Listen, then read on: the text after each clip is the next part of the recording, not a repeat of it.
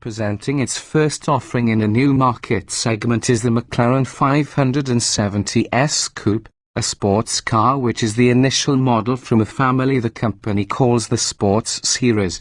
Over time other body styles will join Sports Series, which sits below Super Series the 650S and 675LT ranges, and Ultimate Series the P1 hypercar in McLaren's hierarchy. Chief among the rivals in the sights of the McLaren 570S are Aston Martin's Vantage, Ferrari's new 488 GTB and Porsche's 911 Turbo.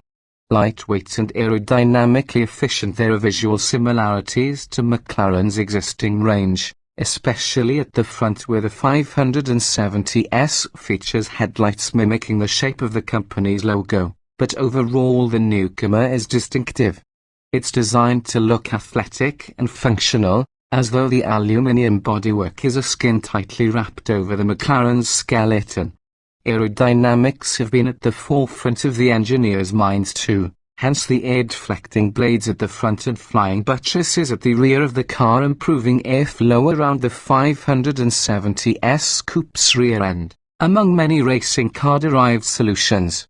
Lightness is a key McLaren 570S attribute, the whole car built around a carbon fiber tub, which has been further modified to make it easier to live with on a day-to-day basis than its more expensive stablemates. Handling should be a key beneficiary of the McLaren's weight-saving measures, but the company has gone further by installing fully independent adaptive suspension to the 570S, accessible in normal, sport and track driving modes. How effective these are will come to light when we test the car later this year. Immense performance installed immediately behind the seats in the middle of the car, sending drive to the rear wheels via a 7-speed sequential gearbox, is a 3.8-litre twin-turbo engine, producing 562 bhp. The 570 element of the car's name refers to the power output in PS. This is enough to propel the McLaren onto a top speed of 204 miles per hour. While peak torque of 600 Nm from 5,000 revolutions per minute ensures the 062 miles per hour acceleration test is dispatched in just 3.2 seconds. While economy is really a primary concern for buyers of cars in this sector, McLaren has worked hard to deliver palatable figures in spite of the 570S Coupe's inherent speed.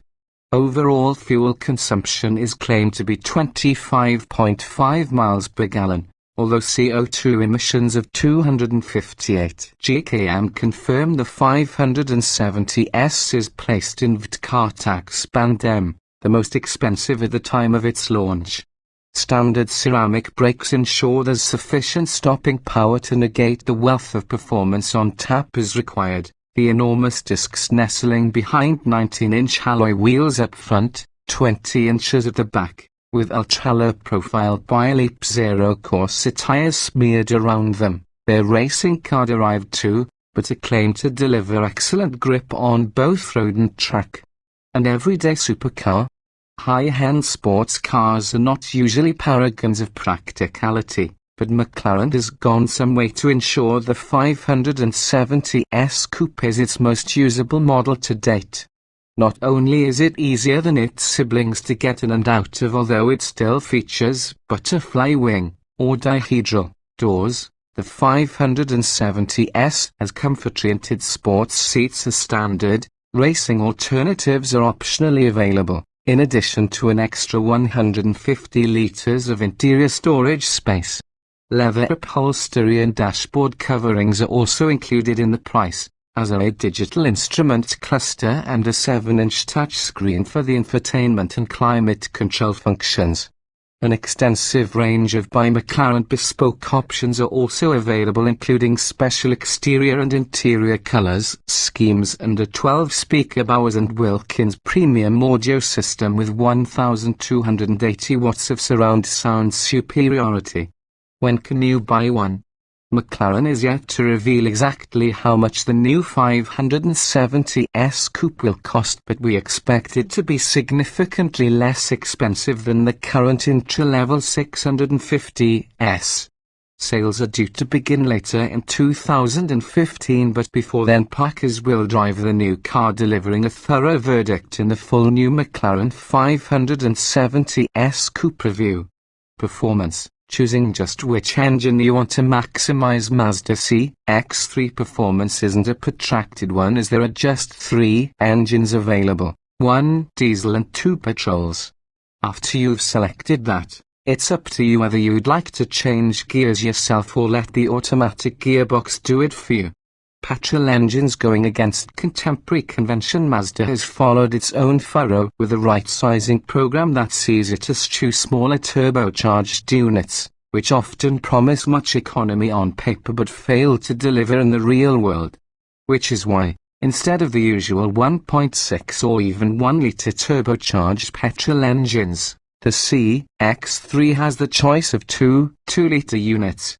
Essentially the same engine, just with different power outputs. This 2-litre 4-cylinder is available with either 118 bhp or 148 bhp and the same 204 Nm of torque. With a manual gearbox and front-wheel drive, the 118 bhp model completes the 062 mph sprint in 9 seconds flat.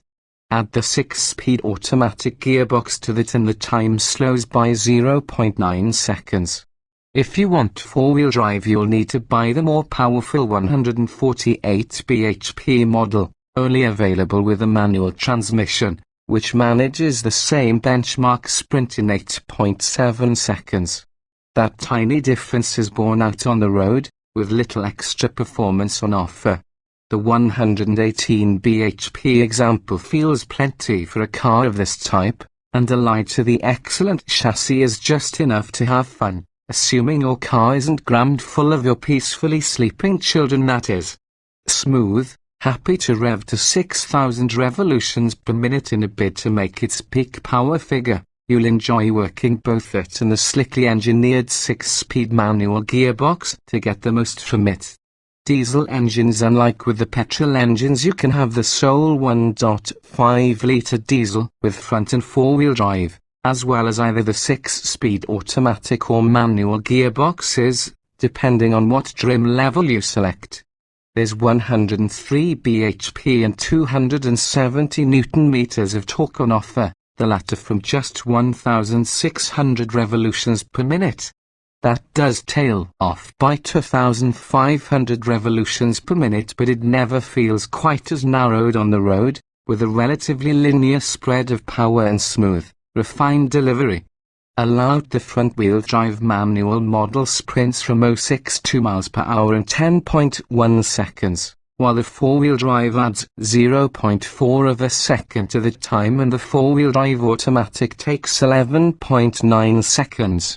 Manual and automatic gearboxes. Both the manual and auto gearbox is a 6-speed unit, and the manual is a particular delight to use with slick, mechanical and precise shifts. Combined with the excellent steering, well-weighted and perfectly placed pedals, it helps make the CX-3 such a thrill to drive. There's nothing much wrong with the auto either, though the pedals fitted behind the steering wheel of the sport model may feel a little incongruous. It'll be up to you whether the extra cash required for this self-shifter is worth it. Handling. It might look like a conventional small crossover, just like its Nissan Juke rival, but the Mazda CX-3 feels like a much more quality product than the Sunderland-built model the instant you drive it. Body control is especially impressive, with little in the way of roll or any other movement under extreme braking or accelerating. In fact, the Mazda CX-3's handling is really rather stable, and were it not for the slightly higher seating position, you could fool yourself into piloting something more akin to a normal hatchback. There's lots of grip from the front axle especially, with a solid resistance to understeer and plenty of feedback through the feelsome 3-spoke steering wheel, despite its electric rack. Placing the car accurately through a bend is no trouble at all, and the CX-3 is actually rather good fun to drive in a spirited manner. You don't even need to select the sports trim, with its larger 18-inch versus 16-inch alloy wheels and tires, as the Sail models exhibit the same levels of control and grip. Equipment. There are 3 distinct trim levels for the Mazda CX-3, starting with SAI, moving through SAIL and finishing with Sport NAF. As is the norm for this Japanese brand, the options list is rather sparse as well. Standard Mazda CX-3 equipment start with the entry-level SAI Mazda CX-3 and standard equipment levels are upper, with 16-inch alloy wheels, a dual exhaust system, daytime running lights all fitted as standard. As are cloth seats, leather steering wheel and knob, push-button start, cruise control, all-round electric windows, and air conditioning. On the move, entertainment is taken care of by the 6-speaker audio system with 7-inch color touchscreen, DAB radio, USB and iPod inputs and Bluetooth connectivity. There's also AHA and Stitcher app integration for internet radio, Facebook and Twitter feeds. Swap to mid-spec SAIL and the main additions over the entry-level SAI are the inclusion of LED front fog lights, tinted rear glass and auto headlights and wipers that come on automatically when it's dark or raining. There's also rear parking sensors and a lane departure warning system to keep your bodywork pristine and smart city brake support. Inside you'll also appreciate the heated front seats and climate control. Opting for the SAI NAF or SAIL NAF adds Mazda's navigation system to the car, displayed through the 7-inch color touchscreen, complete with 3 years of map updates.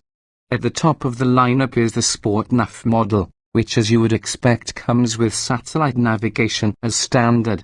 You'll also notice the addition of half leatherette seats, a Bose sound system with 7 speakers, head-up display, digital speedometer and a reversing camera inside Sport NAV-equipped models. A smart keyless entry system is also included, as are adaptive LED headlights and 18-inch alloy wheels. Optional Mazda CX-3 accessories. The list of options to spend extra money on with the Mazda CX-3 is a short one, which is understandable since even the entry-level SAI is amply equipped. One of the most obvious ways to spend extra cash on your CX-3 is to choose one of the metallic, mica or pearlescent paints on offer. Otherwise your options are limited to upgrading the seats to real half-leather, rather than leatherette, with suede inners or adding the premium connected services pack, which offers live traffic and weather information along with fuel prices. Comfort. If Mazda CX-3 comfort is a priority for you, then might we suggest you stick with the SAI or SAIL trim levels. The Sport NAF may look great on its standard fit 18-inch alloy wheels, but they do rob the car of some suspension comfort. A far better bet are the 16-inch alloy wheels fitted to the SAI or SAIL models, which allow the already taut and firm CX-3 to cope with any lump or bump much better. You'll also notice slightly less road draw with the smaller wheels. And the rest of the experience is equally pleasing, with very little wind noise on the move. The seats offer plenty of adjustment, as does the reach and rake steering wheel, while SAIL models and above gain heated front seats and climate control is standard, perfect for cold winter mornings. Only taller rear passengers will find the bench anything but comfortable, since there's a slight shortage of legroom, though not enough to present a problem to the children who are more likely to frequent it.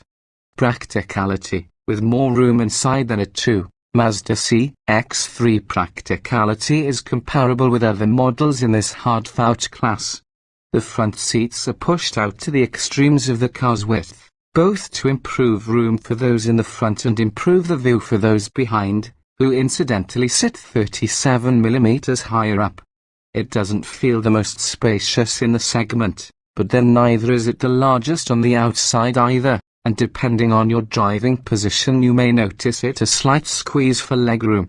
There's no real shortage of headroom and shoulder space is adequate, plus it feels far larger in here than a Nissan Juke for example. This is the first Mazda to feature a flexible and adjustable load floor for its 350-litre boot space, which is 95 litres larger than the boot you'll find in its smaller sibling, the 2. As you'd hope, there's a 6040 split function, in case you need to carry large awkward loads, and those Sport NAF models equipped with the excellent Bose stereo system feature an extra speaker in the boot which robs the overall figure of 63 litres. Safety. So far Mazda CX-3 safety hasn't been verified by Euro NCAP. However, the independent body has subjected the firm's 2 to its stringent tests, and the CX-5, with the former gaining 4 stars and the latter the full 5. We can expect the new CX-3 to be broadly similar to both of these, since much of it is based on the 2 and it is in effect an SUV model just like the CX-5. As standard, the new Mazda CX-3 has 6 airbags, tire pressure monitoring, traction control and electronic stability control, as well as emergency stop signaling, which will rapidly flash the indicators to alert other road users to your situation. There's also a Thatcham Cat 1 alarm and immobilizer installed on all CX-3s, and those with children will appreciate the ISOFIX fittings on the outer rear seats, an option to turn off the front passenger seat airbag. Choose the SL or Sport NAF model and you gain the firm's smart city brake support and lane departure warning system, while the latter also features a head-up display to ensure you can always keep your eyes on the road. Reliability. As part of its right-sizing routine, with larger-than-average capacities, the engines in this car are shared throughout much of the rest of the firm's range, so we'd expect much of Mazda CX-3 reliability to be a paragon of virtue. It's a company founded on engineering principles too, with an aim to make sure its vehicles are safer, better to drive and last longer. The cabin has much in common with the Mazda 2, on which the CX-3 is loosely based, and as such feels neatly constructed with an overriding sense of longevity, without any over-levered and cost-cutting measures on show. As is typical for a Japanese car, the plastics for the dashboard and door trim is hard and robust, rather soft and feelsome, with a view that it'll still feel equally as solid in 20 years.